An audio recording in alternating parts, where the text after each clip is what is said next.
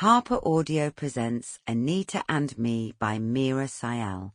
Read by Meera Syal. For my parents and brother, with gratitude and love, and for Shekhar and Chameli, as always. I do not have many memories of my very early childhood, apart from the obvious ones, of course. You know, my windswept, bewildered parents in their dusty Indian village garb, standing in the open doorway of a 747, blinking back tears of gratitude and heartbreak as the fog cleared to reveal the sign they had been waiting for, dreaming of. The sign planted in tarmac and emblazoned in triumphant hues of red, blue and white, the sign that said simply, "Welcome to Britain." And then there's the early years of struggle and disillusion, living in a shabby boarding house room with another newly arrived immigrant family. Polish, I think, would be quite romantic.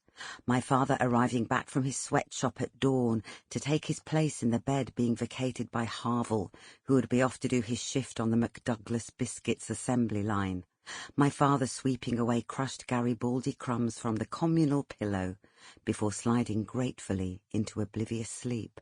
My mother awake at his side, counting the kicks from the daughter inside her, who would condemn her, marry her to England forever. I slept in a drawer, probably, swaddled in back copies of the Daily Mirror. My mother only found out about Kennedy's assassination 2 weeks after the event, when she read the reverse newsprint headline on my damp backside. She didn't follow the news, no telly, no radio, no inclination, being a simple Punjabi girl suffering from culture shock, marooned and misplaced in Wolverhampton. Of course, this is the alternative history I trot out in job interview situations, or once or twice to impress middle-class white boys who come sniffing around, excited by the thought of wearing a colonial maiden as a trinket on their arm. My earliest memory, in fact, is of the first time I understood the punchline to a joke. I was watching some kind of Royal Variety television show on ice. I remember that because it was a balmy summer evening, and I wondered how they'd managed to keep the floor so cold.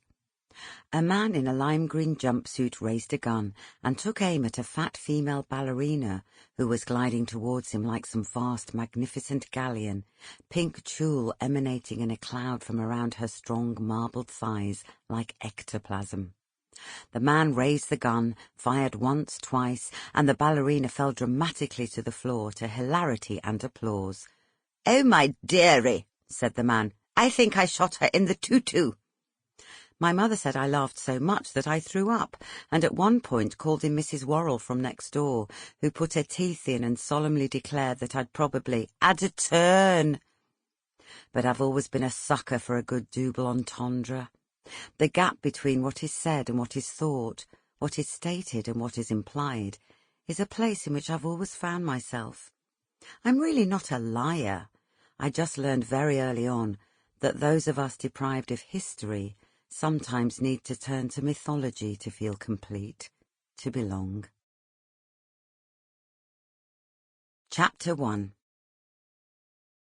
"I'm not lying, honest, Papa," I pleaded, as he took my hand and pulled me towards the curb, briefly checking for traffic along the twisting country lane.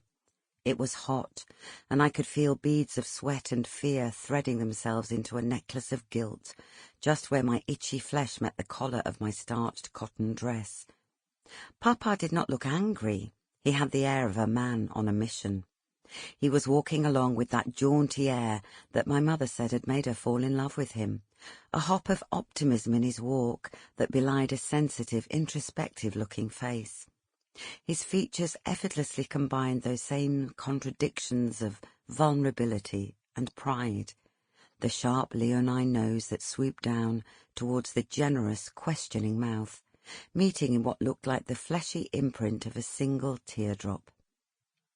I scuttled after Papa along the single road, bordered with nicotine-tipped spiky grass, the main artery which bisected the village.